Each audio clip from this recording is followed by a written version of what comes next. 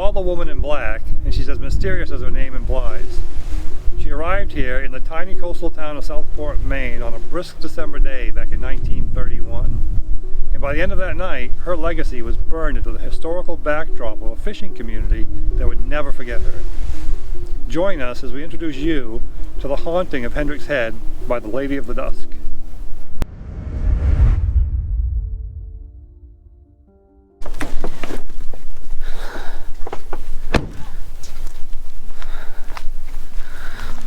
Well, we are here in Southport, Maine. Wow. It looks a lot different now than it did back in the 1930s when the incident took place. It has a lot of a smaller town. Back then it had a lot of, the vibe of the town was a lot smaller than it is today.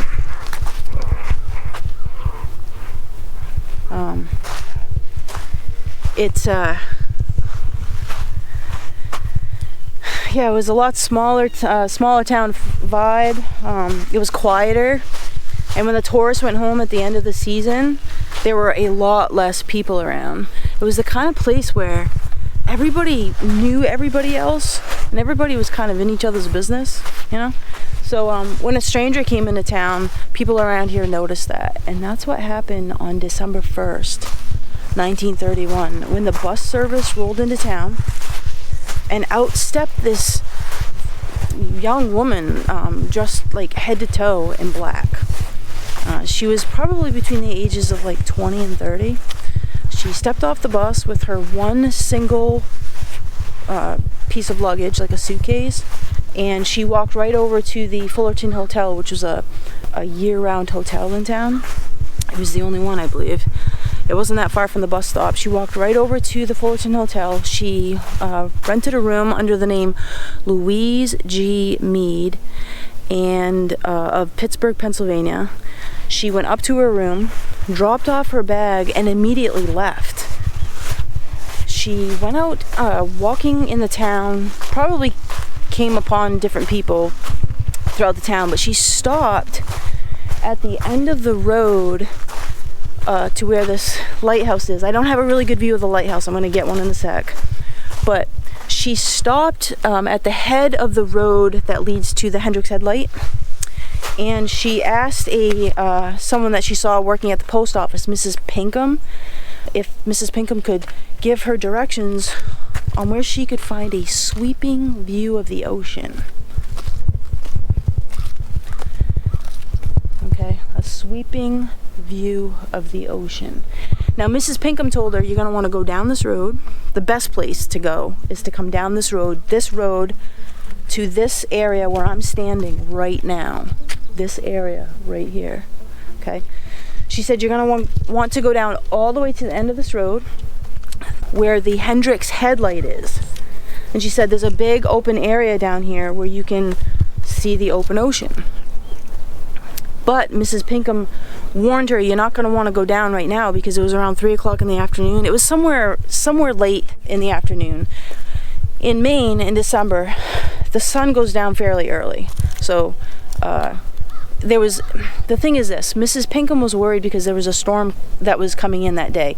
The wind had picked up. The reason why Louise had seen Mrs. Pinkham is because Mrs. Pinkham was outside of the post office that she worked at. She was tidying up the post office grounds because the winds were picking up and they were expecting their first snow that night. Okay, so there was a heavy cloud cover, and here's this stranger who Mrs. Pinkham knew she was a stranger because everybody in town knew each other, and here's a stranger asking, how can I get a sweeping view of the ocean? Well, unfortunately, she had to walk, I want to say a couple miles down this road to this open area. Well, if she was leaving at 3 o'clock in the afternoon, Mrs. Pinkham was thinking that's not a good idea, because not only does it already get dark around 5:30, it's going to get darker even a little earlier because there's cloud cover, a deep cloud cover. The wind was going to be prohibitive, the snow coming in, the fact that there was nobody living on this road except for the light keeper. Now, I'm pointing to where the lighthouse is. You can't see it from this vantage point, I'm gonna try to get some footage of it. Maybe I can overlay it onto the video, but it's right over here. From the beginning of the road all the way down to the very end, there was nobody living down here. There were a couple of houses down here, but they were boarded up at the end of the season, so nobody was in them, and they were locked down. So even if Louise had an emergency, she could not get into these houses. So Mrs. Pinkham was concerned.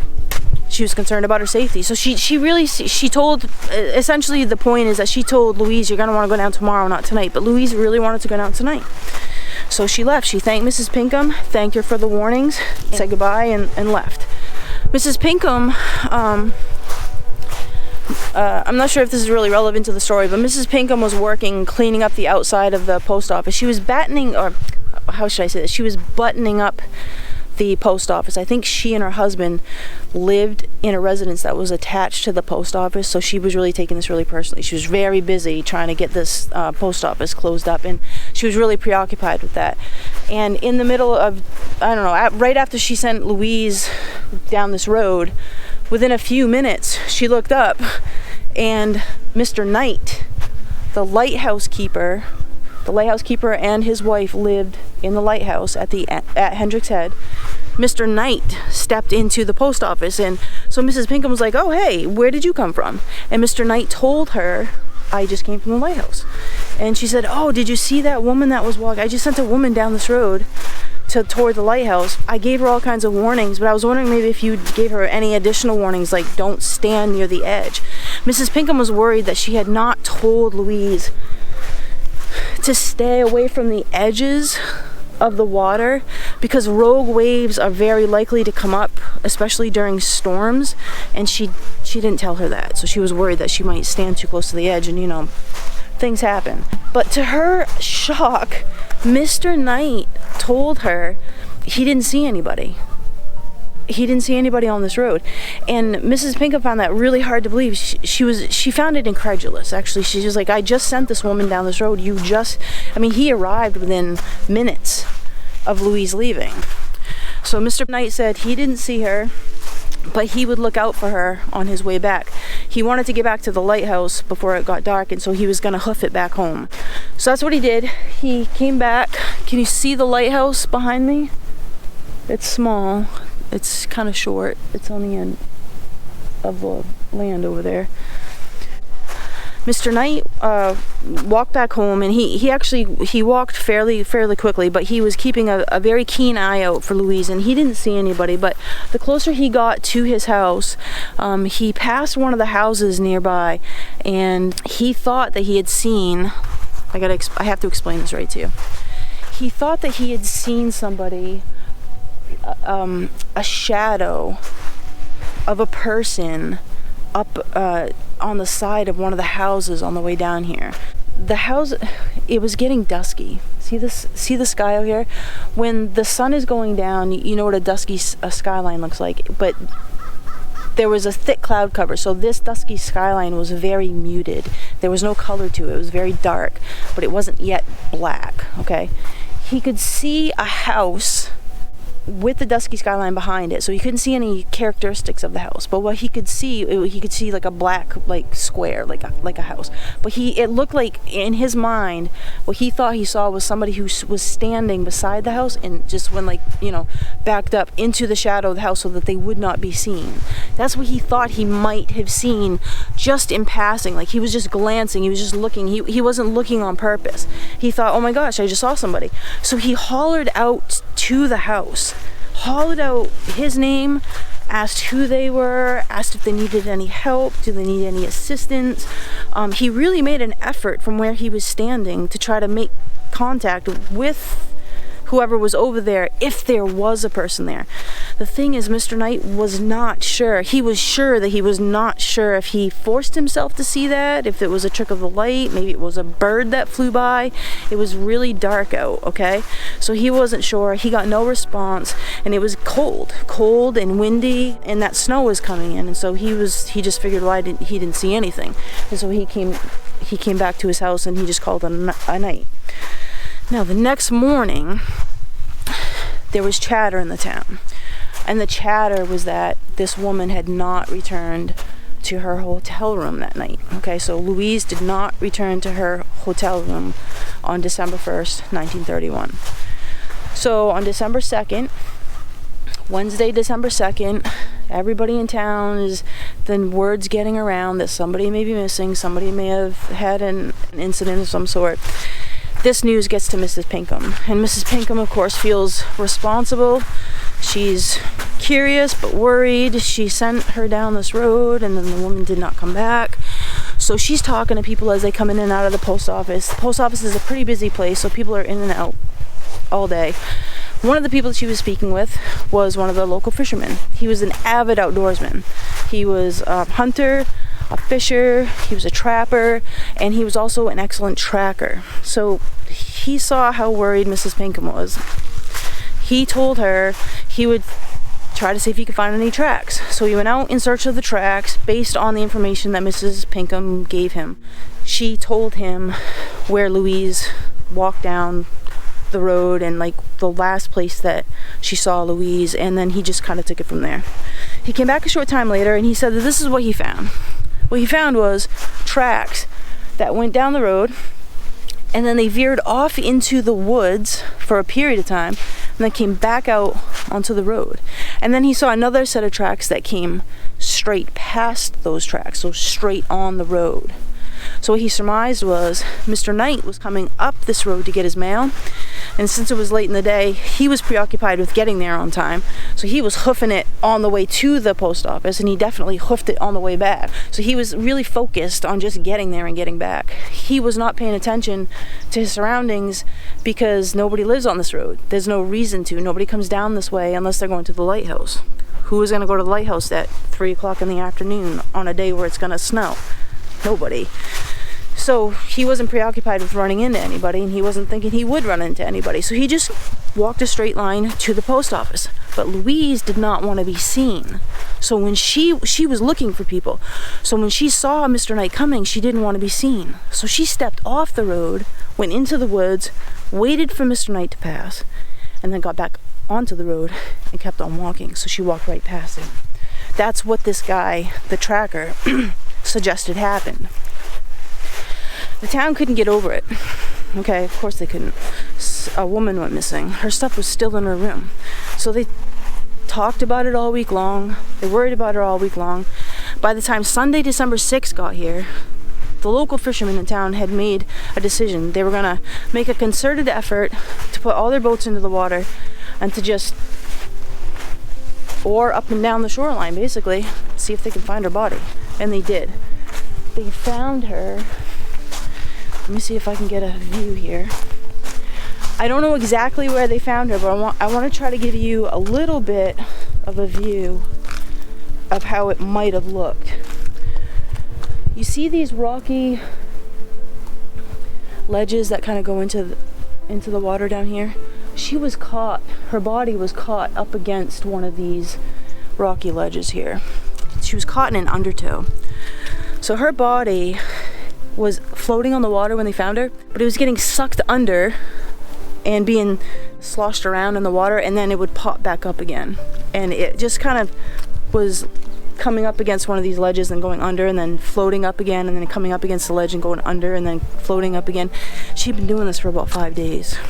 Her body had been doing this for about 5 days. Now, before I tell you what happened with the site of the body, I want to make sure that I make it clear to you that these guys that found her were seasoned fishermen, and they'd seen a thing or two, okay? They'd pulled bodies out of the water before. Some of them had pulled enough bodies out of the water to be familiar, to be oddly, it's gonna sound so strange, oddly comfortable with what the sight of a drowning victim looks like. Okay, this is the best way to put it, okay? They expected to see a certain sight. They had seen people fall in the water and just drown with, no circumstances, just fell in the water and couldn't swim, or just fell in the water, just couldn't stay afloat, and so they drowned. There are people who've been injured, like they hurt themselves, or they fell on the boat and then fell into the water and they couldn't be recovered in time. And so those people looked a little different. They presented differently when they were found. And then there were people who committed suicide. There were plenty of people who had drowned by suicide. They drowned on purpose, okay? I'm telling you this because they each present in a different way. And the men who pulled her out of the water were expecting to see something that was not presented. So what they saw was this. They saw a woman whose wrists were bound together with a leather strap. She was holding a handbag, not a pocketbook. A pocketbook would indicate something smaller. This was a fairly good size handbag. In that handbag was a heavy electric flat iron that had like a handle on it. Now, the leather strap that was around her, bound her wrists together, went through the handles of this bag, into the bag, and around the handle of the electric flat iron, this really heavy electric flat iron. And also in that bag, the most peculiar and mysterious aspect of her bag was there was this watertight, water-sealed packet. It sounds like a plastic bag or something. I'm not really sure what this bag was made of, but it was made to be watertight, keeping all the water out of it, okay? In this bag, this little bag, was a slip of paper. And on this slip of paper was a string of numbers. And this bag was sealed so tightly and so efficiently. It had been submerged in the ocean for 5 days, and this slip of paper was still dry. Okay? The numbers on this slip of paper was the most enigmatic clue of all the aspects of trying to identify her. This string of numbers remained a mystery from the day they found him till today. They're still a mystery. I put these numbers in the video so that you can see what the numbers are. And if you can figure out what these numbers go to or what they meant, please hit us up, because no one has ever been able to figure out what these numbers go to, okay? Hey everybody, I just realized when I was editing my video that I forgot the most important aspect of the presentation of Louise G. Meade's body. And I have to tell you what her body looked like so that you can understand why it was such a disturbing sight for at least a couple of the men involved directly in pulling her out of the water, okay? So I explained, it's easier for me to explain here now that I'm not holding my camera, that her hands were bound together with a leather strap. That strap went around her hands, around the handle of the bag that she was holding, into the bag, around the handles of that electric flat iron that was in there, that really heavy electric flat iron. Here's the disturbing part. The disturbing part is that when they pulled her out of the water, they noticed that her hands were very loosely placed. One was halfway inside of this bag, and the other was very loosely hooked by her thumb around a belt that was around her waist. So her hands were just sitting, one of them was sitting, just laying, resting inside of this bag, and the other was just literally just resting, hooked onto the belt that was around her waist. Now this may not sound suspicious to people like you or me, or just the average person, but for people who investigate murders, deaths, and who pull bodies out of the ocean that have drowned, the shocking, or the shock value of seeing this sight is that she showed no signs of a struggle. And I guess that's really kind of the end game here, is that this woman went into the water with her hand loosely placed inside of her bag and loosely hooked on her belt, and there was no struggle, even in her final moments, to free her own hands to save her own life. I wanted to make sure that I put this in the video so that you understand just how important and just how odd this whole scenario, just how odd this whole site was, okay? And why it became even more of a drive within the community to find out what happened to this woman, because she showed no signs of or desire to save her own life, okay? All right, so back to the video. So the site bothered everybody involved. Her body was handed over to law enforcement, of course, and law enforcement got to work right away. They went up to her room. They went through her belongings to try to find a piece of mail, maybe some photos. maybe something that she's written, like a diary, maybe anything with a name on it, anything that they could tie this body to a person or a name, so they could do some research, maybe connect her with family members so that they can know where to claim her body, or at least know where she's going to be buried. They found nothing. Here comes another mystery. Every piece of clothing that they pulled out of her suitcase had the tags meticulously removed from the clothing, okay? Not ripped out, not haphazardly ripped out, meticulously removed. The only pieces of clothing that had tags on them were the ones that she was wearing. And those said Lord and Taylor on the tags. So law enforcement did the very first thing that made sense. Louise G. Meade signed in, rented the room under that name, but also said that she was from Pittsburgh, Pennsylvania. So law enforcement immediately went straight to Pittsburgh, Pennsylvania, got in contact with the law enforcement in Pittsburgh, Pennsylvania, and tried to connect her with this place. And it became obvious fairly early on that, first of all, her name was not Louise G. Meade, and she definitely had no connection to Pittsburgh, Pennsylvania. So this was confusing to everybody. So the next thing they did was they went with Lord and Taylor. So her clothes were from Lord and Taylor, so they went to New York. They contacted New York law enforcement, and they were so interested that they sent up 2 investigators to investigate in person. So these 2 investigators arrived.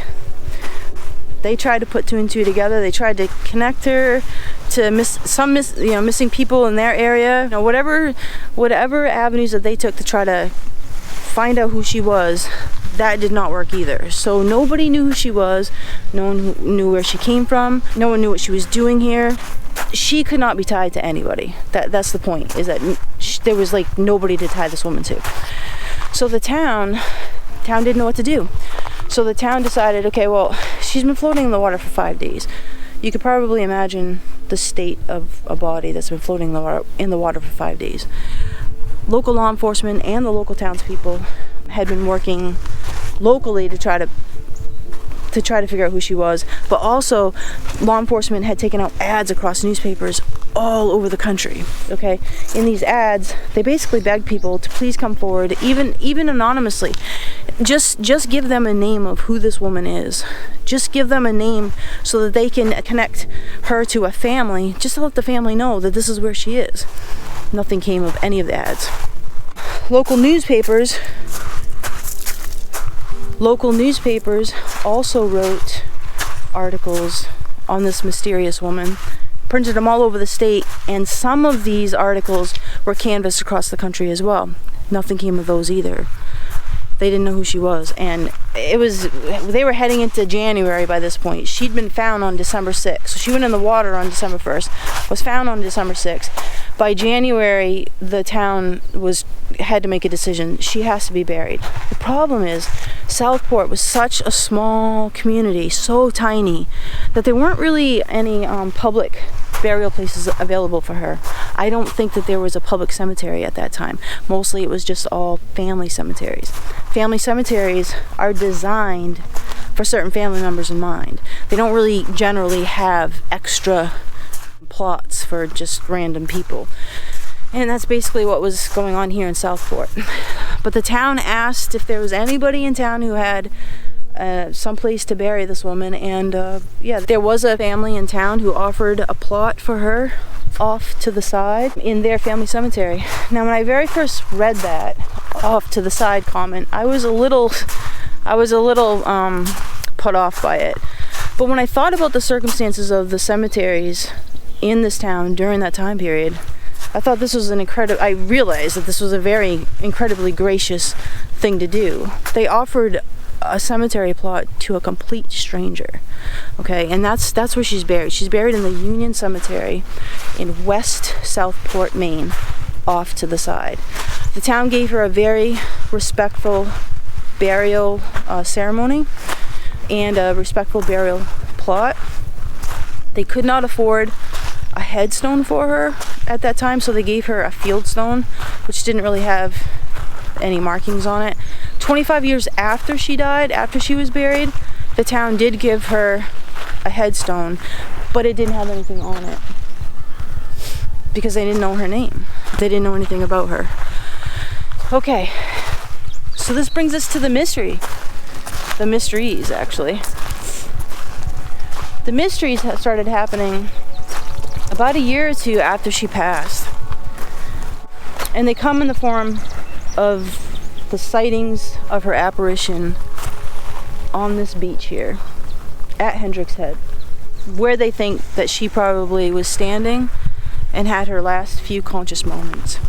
Now, the big questions about her death, surrounding her death, have always been in the collective mindset of this community.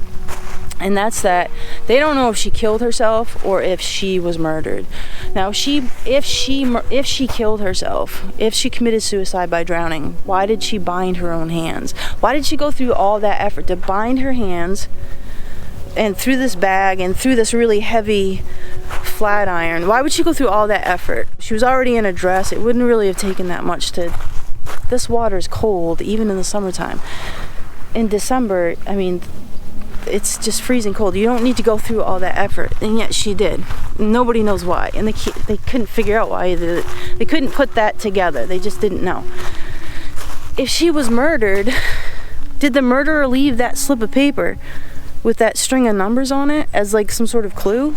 And if so, why would they do that? Here we are, almost 100 years later, and still nobody knows what those numbers mean. So they were so enigmatic, nobody could figure out what they meant. What kind of clue is that? But the mysteries of her haunting happen right here on this rocky beach, where she's sometimes seen in apparition form right around the week that she went into the water. Okay, so like December 1st through the 6th is usually when she's sighted. And it's not almost never is it a face-on sighting. It's usually she's seen standing out on the rocks, looking out over the water in a very somber, motionless sort of way, dressed, I want to say head to toe. I'm not sure if she had a hat on, but definitely her dress and everything was black. Okay, so it's kind of hard to miss. You see a woman standing in a black dress. That's kind of weird, right? People see her. They look away because you don't want to be rude and you don't want to stare, but then when they look back, she's not there anymore. Well, if you look around here, you'll see there's really not very many places to hide. So it became obvious over the years that people were seeing somebody who was not actually there. In addition to this mystery, which is fantastic, you see that truck where we're parked over there? There's a whole parking area over here. Within a couple of years after her death, still and again, up in this parking area here, it's a parking area now. It probably wasn't a parking area back in the 1930s. Up in this area over here, people would we're starting to see a black limousine show up during the time of year that was the anniversary of her death week. Okay, a black limousine parking in this area and looking out over the same water that her body was found, and most likely that she went into the water and drowned. The same area, looking out over the same area that she's seen standing out looking over. Now, the reason why it stands out in people's minds is because this is a very strange area to drive a limousine down into. It would be as odd to see a military tank down here as it would be to see a limousine down here in any decade, let alone the 1930s. Just like, it's just not the type of place that locals would expect to see a limousine down here. So if a limousine is down here, people are going to take notice, whether it's real and there's someone in it, or it's an apparition. It doesn't matter. It's equally as odd to see a limousine down here under either circumstance. Additionally, that limousine is also seen at the Union Cemetery where her body was buried, right around the same time of year as when she was buried. So let's say anywhere between December 1st, which is when she died, and January 8th, which is when she was buried, January 8th, 1932, which is when she was buried. So that's the haunting of Hendricks Head by the Lady of the Dusk, who's also described as being the woman in black. Now, I do want to make sure that you understand that these times of year, just that first week in December, is not the only time that she's seen down here, but it's most likely the most, how do I say this, normal time, usual time. I'm not sure those are the right words, but she's most likely to be seen during the week of her demise. However, she's also seen out here during times of deep dusk, like the night that she went missing, December 1st, deep dusk. She's sometimes seen on these rocks when the light is so low that you can't really make out the features of people who are standing out here, okay? That's when she's seen. She's also seen during days where there's thick fog. Not thick fog out on the ocean per se, but thick fog that's so thick it rolls up here onto the beach. Alright, so that's the haunting of Hendricks Head. If you would like to come down here, please do. But please keep in mind that the lighthouse is privately owned. It's off limits. And you don't even need to go there because the lighthouse was just a landmark. There's no haunting associated with that lighthouse concerning this haunting, okay? So don't think that, oh, you have to get to the lighthouse. You do not have to get to the lighthouse. The lighthouse was just a landmark. It's just a part of the story that just lets you know where she was headed. That's it. She never made it to the lighthouse and she wasn't going to the lighthouse. It's this beach that's haunted. And potentially the cemetery. If you'd like to visit. We are here at the Union Cemetery. I want to do a quick visit to her gravesite. We're not sure if this is her gravesite, but it's kind of important that we at least try to find it. And we came upon this peculiar area over here, which has a burial that is off to the side. Now, initially, we thought what that meant was, if you can see, the exit is right behind us right there.